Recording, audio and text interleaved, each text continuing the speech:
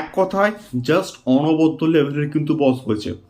ছাভার trailer it's a outstanding mind blowing কিন্তু হয়েছে। At least আমার কিন্তু লেগেছে, শুধুমাত্র আমার নয়, প্রত্যেকেরও আমি শিওর এই সেম লেভেলের কিন্তু বস লেগেছে।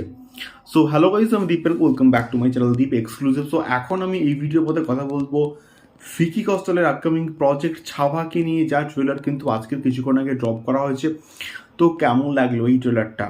সত্যি বলতে ব্যাপক হয়েছে, এবং রিসেন্ট টাইমে কোনো বলিউড সিনেমার ট্রেলার এতটা কিন্তু ইম্প্যাক্টফুল হয়নি যতটা ইম্প্যাক্টফুল এই ছাবার ট্রেলারটাকে কিন্তু লাগছে। এবং ভিকি কৌশলকে আমরা এই রকম অবতারে প্রিভিয়াসলি কিন্তু দেখিনি।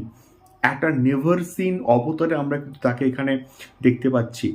এবং তার সঙ্গে সঙ্গে অক্ষয় খান্নাকে কি লাগছে, তাকে এইরকম একটা ক্যারেক্টার দেয়া হয়েছে, ডেডলি, ভয়ঙ্কর, তার কথা বলা, অঙ্গভঙ্গি, সব কিছুর মধ্যে কিন্তু বস এটা ফুটে উঠছে।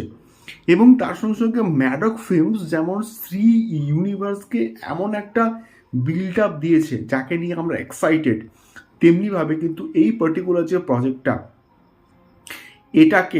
এটার উপরে প্রচুর কিন্তু ইনভেস্টমেন্ট কিন্তু করেছে, যেটা ট্রেলারটার মধ্যে কিন্তু বস ফুটে উঠছে। ট্রেলারটার ভিজুয়ালস, ট্রেলারটার একটা হাই স্পেকটাকেল আমরা কিন্তু মোটামুটি দেখতে পাচ্ছি।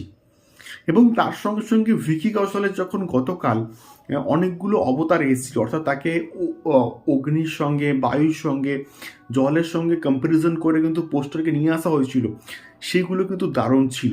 এবং তার সঙ্গে সঙ্গে অক্ষয় খান্নার যে ক্যারেক্টারটা, অর্থাৎ আলাউদ্দিন খিলজি, সেই পার্টিকুলার ক্যারেক্টারটা কিন্তু কতটা ডেডলি, ভয়ঙ্কর আমরা কিন্তু দেখতে পাচ্ছি। ট্রেলারটা যেভাবে শুরু হচ্ছে, starting to the end point, তোমাদেরকে কিন্তু এনগেজ রাখে, ধরে রাখতে, বেঁধে রাখতে কিন্তু বাধ্য করে। এবং তার সঙ্গে সঙ্গে আর রহমানের যে ব্যাকগ্রাউন্ড স্কোর, সেই পুরো ট্রেলারটাকে বস একটা আলাদাই কিন্তু মাত্রা দিচ্ছে।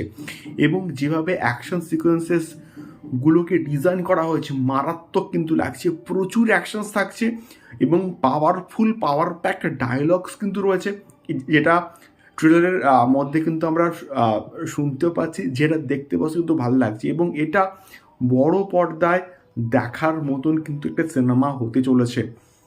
ছত্রপতি শিবাজি মহারাজের ছেলে সম্ভাজি মহারাজ, তার